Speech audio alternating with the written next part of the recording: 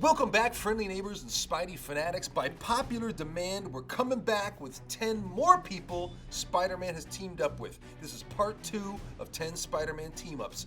If you like what we're producing for you here, please subscribe, like, share the video with fellow Spider-Man fans. The more support you deliver, the more content we'll be able to produce for you. With that being said, let's get into it.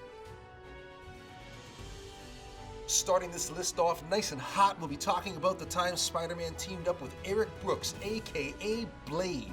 Now, we've never seen this team in the live-action setting yet, but in the 1990 Spider-Man the Animated Series, Spider-Man crosses paths with Blade when Spider-Man was searching for Dr. Michael Morbius, aka the Marvel vampire Morbius.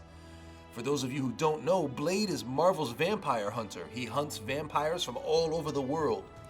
The team-up was not as memorable as people like, but hopefully we'll get some cool interaction between Tom Holland's Spider-Man and Mahershala Ali's Blade in the very near future.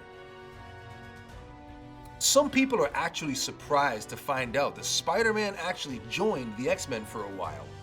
Peter's powers are obviously not of mutant origin, but nonetheless, the X-Men still welcomed the Wall Crawler on missions when their interests aligned. At one point, Peter even taught some young mutants at the Jean Grey School for Gifted Youngsters as a history teacher. Honestly, I would have made him a science teacher. Anyway, with the influence he had on the students, the X-Men definitely made the right choice inviting Peter along for missions. In the Civil War comics, Spider-Man quickly realized how wrong Tony was and joined Captain America's side. This shifted the tides of the Marvel Civil War. Spider-Man was a huge asset to Cap, as he was to Iron Man. However, Spider-Man's mind changed, corrupting his morals and personality and making him a less forgiving hero. After the Civil War was done, Spider-Man, along with other heroes, formed the Secret Avengers, still continuing to use Spider-Man as one of their big, heavy hitters.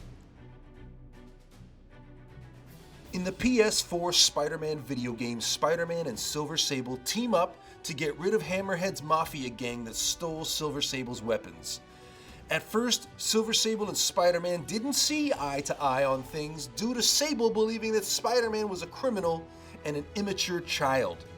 Eventually, Silver Sable grew to trust Spider-Man, and they helped each other take down Hammerhead and save New York City. Keeping on this trend of Spider-Man PS4, Yuri Watanabe was the Jim Gordon to Spider-Man's Batman. Yuri was the captain at the NYPD who worked with Spider-Man behind the scenes because she trusted Spider-Man to get the job done when the law wouldn't allow her to make moves without any evidence or proof. Sadly, this partnership wouldn't end well, as Yuri decided to become a serial killer vigilante on a warpath against Hammerhead and his mafia family. Okay, I get it. The symbiote was a suit, not an actual partner, but the suit was a living organism and it has saved Peter's life before, so we're counting it. The symbiote, or black suit, was Spider-Man's first taste of the dark side of his emotions when it came to fighting. It brought out Peter's ruthless and brutal side. It also granted him enhanced strength, reflexes, symbiote strikes, it increased his spider sense, and it even obeyed him by his mental command. The suit made Spider-Man become feared by his enemies and by New York City criminals alike. While it may not be the best influence, we can never deny the major power boost it gave Spider-Man. Spider-Man has always been recognized as one of the signature members of the Avengers. Time and time again, Spider-Man has proven to keep up with the likes of Captain America and Iron Man. He's usually the comic relief for the team, but there have been times where Spider-Man has left the Avengers on bad terms due to conflicts within the team or simple lack of trust due to Peter refusing to reveal his secret identity to anyone. But at the end of the day, when the world is in a crisis, Spider-Man is still one of the first people the Avengers call.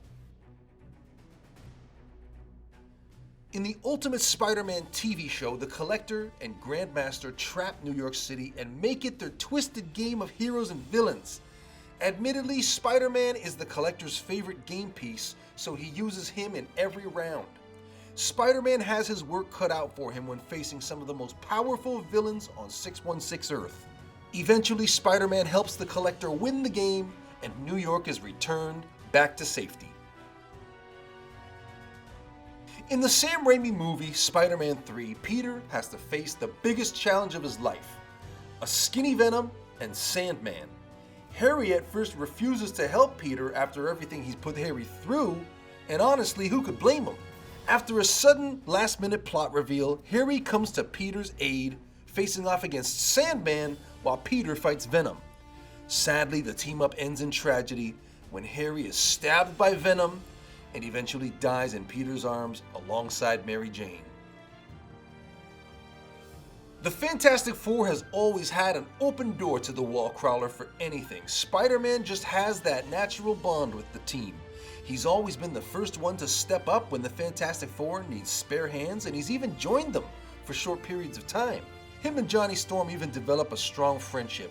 Spider-Man's contribution to the Fantastic Four has been on par with what he has done with the Avengers, and that's saying something. So that's volume 2 of our list, but we want to know what you think. Leave a comment below and let us know who you think was Spider-Man's greatest team up and who you want to see on the next installment of this list. And as always, subscribe to the Spider-Man fan channel for the best videos for Spider-Man fans coming at you every week. We're only getting started. This is just the beginning, and we've got lots of great content coming for you in the very near future and beyond. So Excelsior, and we'll see you real soon.